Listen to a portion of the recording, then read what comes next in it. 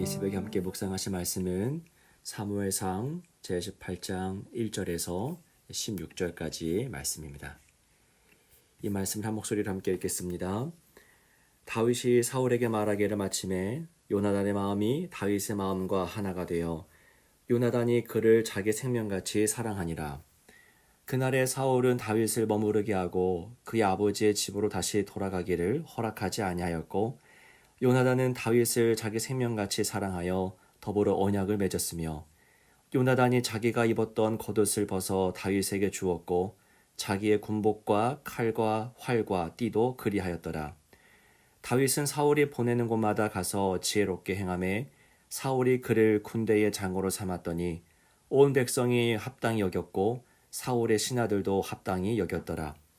무리가 돌아올 때 곧 다윗이 블레셋 사람을 죽이고 돌아올 때에 여인들이 이스라엘 모든 성읍에서 나와서 노래하며 춤추며 소고와 경쇠를 가지고 왕 사울을 환영하는데 여인들이 뛰놀며 노래하여 이르되 사울이 죽인 자는 천천히요 다윗은 만만이로다 한지라.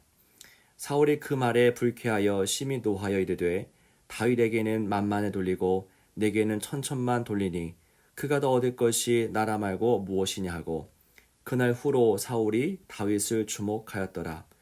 그 이튿날 하나님께서 부리시는 악령이 사울에게 힘있게 내리매 그가 집안에서 정신없이 떠들어대므로 다윗이 평일과 같이 손으로 수금을 타는데 그때에 사울의 손에 창이 있는지라. 그가 스스로 이르기를 내가 다윗을 벽에 박으리라 하고 사울이 그 창을 던졌으나 다윗이 그의 앞에서 2번 피하였더라. 여호와께서 사울을 떠나 다윗과 함께 계심으로 사울이 그를 두려워한지라.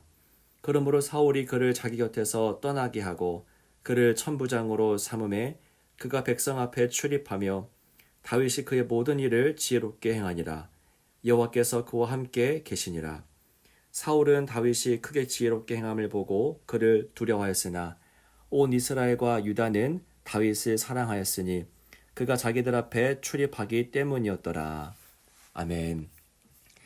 오늘도 주의 말씀의 능력으로 승리하는 복된 하루 되시기를 축복합니다. 블레셋과 이스라엘의 전쟁에서 민족의 영웅으로 나타난 자가 있었죠. 그게 누굽니까?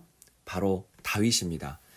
다윗은 모든 이스라엘 군대가 골리앗 앞에서 두려워 떨고 있었을 때에 아무도 그 싸움터에 나가지 못했을 그때에 이스라엘 측에서 골리앗 앞으로 나아간 유일한 사람이었습니다. 다윗은 이길 수 없는 방식으로 골리앗을 이겼습니다. 당시 첨단 무기를 가졌던 골리앗을 물매 하나로 상대한다는 것은 처음부터 상식적인 그림이 아니었습니다. 여기서 우리는 분명히 알아야 합니다. 다윗이 골리앗을 이길 수 있었던 것은 오직 하나님이 하신 일, 하나님의 역사입니다. 다윗이 그동안 훈련을 잘했다거나 평소에 물매 실력이 뛰어났기 때문에 승리할 수 있었다고 말하는 것은 성경이 주장하는 바가 아닙니다. 성경은 사람의 강함을 말하는데 관심이 없습니다. 항상 하나님의 능력과 영광을 드러내는 것이 성경의 목적이죠. 성경은 끊임없이 골리앗과 다윗을 대조하지 않습니까? 자, 말씀을 잘 보십시오. 이 전문 싸움꾼과 목동의 결투였고요. 그리고 거인과 소년의 대결이었으며 또한 칼과 창을 가진 자와 만군의 여호와 이름을 가진 자의 싸움이었습니다. 이 싸움의 주인은 누구입니까? 하나님이십니다. 다윗이 골리앗을 상대로 이길 수 있었던 원인은 모두 하나님에게 있었던 것이죠. 사람에게 있지 않습니다. 하나님이 다윗을 택하셨고 하나님이 다윗에게 힘과 용기를 주셨으며 그리고 승리할 가능성이 0%였던 싸움에서 완벽한 승리를 거두게 하셨습니다. 누가 하신 것입니까? 이건 모든 것이 다 하나님의 일입니다. 자, 오늘 본문의 말씀은 큰 승리 이후에 이 블레셋과의 큰 전투 이후에 이스라엘에 나타난 반응들에 대한 기록입니다. 자, 우선 누가 등장합니까? 사울의 아들 요나단이 등장하죠. 요나단은 여러분 다윗을 너무나 귀히 여겼습니다. 그를 너무나 사랑했죠. 자신과 동년배인 이 다윗이 아무도 나가지 못했던 전장에 나아가 싸우는 것을 보고서 어떻게 마음에 감동이 생기지 않을 수 있었겠습니까? 큰 감동을 받았을 겁니다. 요나단은 다윗을 자기의 생명과 같이 사랑했고 그리고 아꼈으며 자신의 모든 군복과 칼과 활을 다윗에게 주기까지 했습니다. 자, 이어서 누구의 반응이 나타납니까? 자, 이스라엘 여인들의 반응이 소개되는데요. 다윗의 승리로 인해서 이스라엘은 블레셋의 종이 되지 않을 수 있었습니다. 이스라엘 백성은 구원을 경험한 것이죠. 이때 여인들은 이렇게 노래합니다. 오늘 말씀 7절입니다. 여인들이 뛰놀며 노래하여 이르되 사울이 죽인 자는 천천히요 다윗은 만만이로다 한지라. 기쁨이 느껴지죠. 종살이를 할 뻔했는데 살아난 것입니다. 여인들은 사울과 다윗에게 집중하면서 노래하죠. 그리고 그 둘을 모두 칭송합니다. 그러니까 사울을 내리깎는 듯한 것 같지만은 사실 사울도 큰일을 했다라고 칭송하는 것이죠. 그러나 골리앗 앞에 나아가 싸운 다윗에게 조금 더 나은 점수를 주고 있습니다. 여인들은 승리의 기쁨을처럼 노래로 표현하면서 즐거워합니다.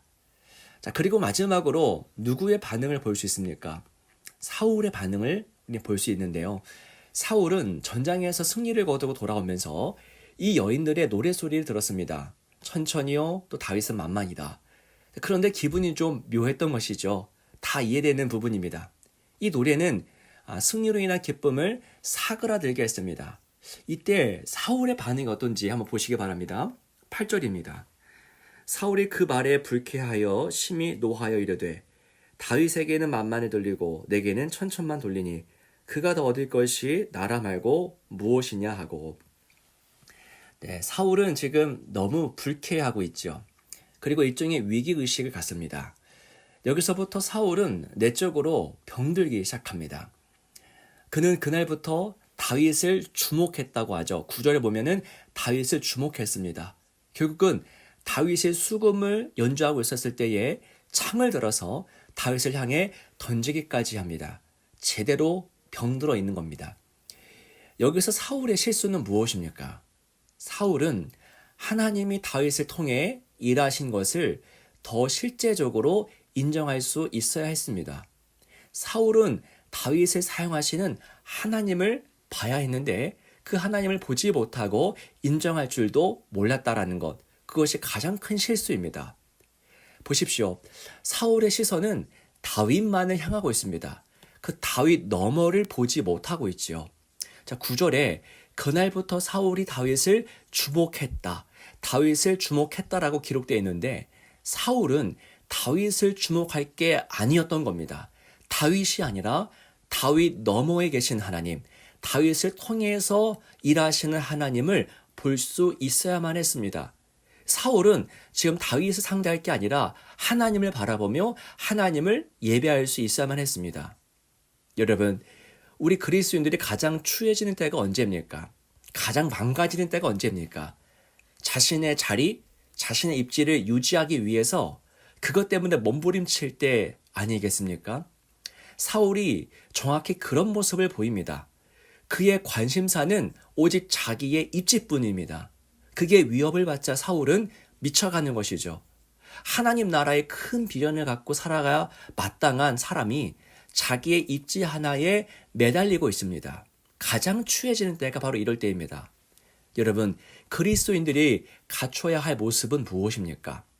나보다 역할을 더 잘 감당하는 성도가 나타날 수 있습니다. 네, 누구보다 더 뛰어난 사람이 나타날 수 있겠죠. 그때 어떻게 행동해야 되며 어떤 마음을 가져야 합니까?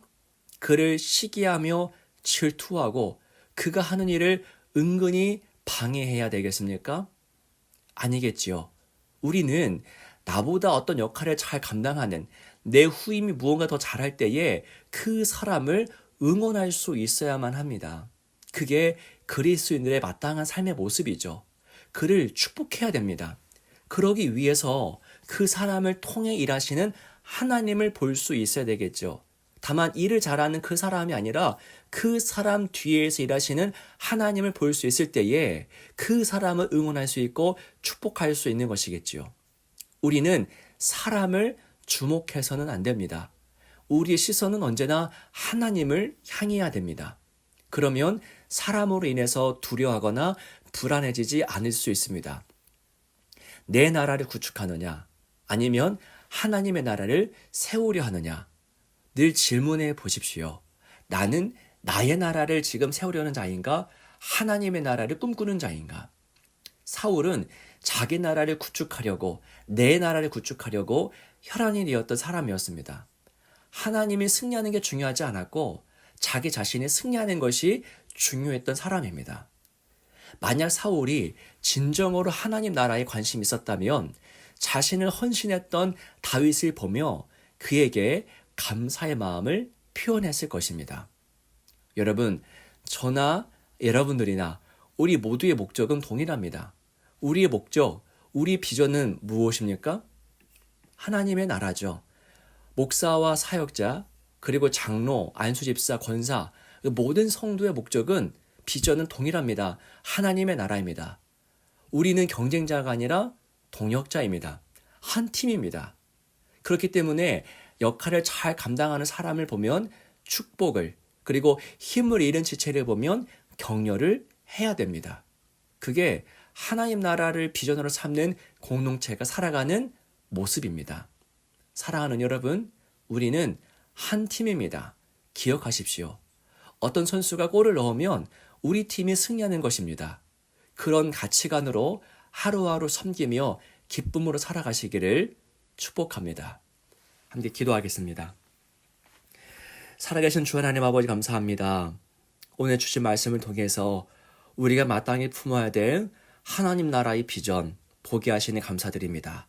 사람에게 주목하지 않게 하시고 하나님께 주목하는 그런 삶 될 수 있도록 인도하여 주시옵소서. 오늘은 현충일입니다.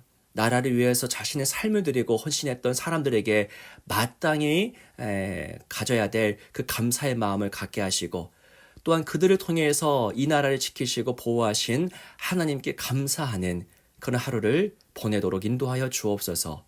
모든 것 주님께 의탁드리며 예수 그리스도 이름으로 간절히 기도하옵나이다. 아멘.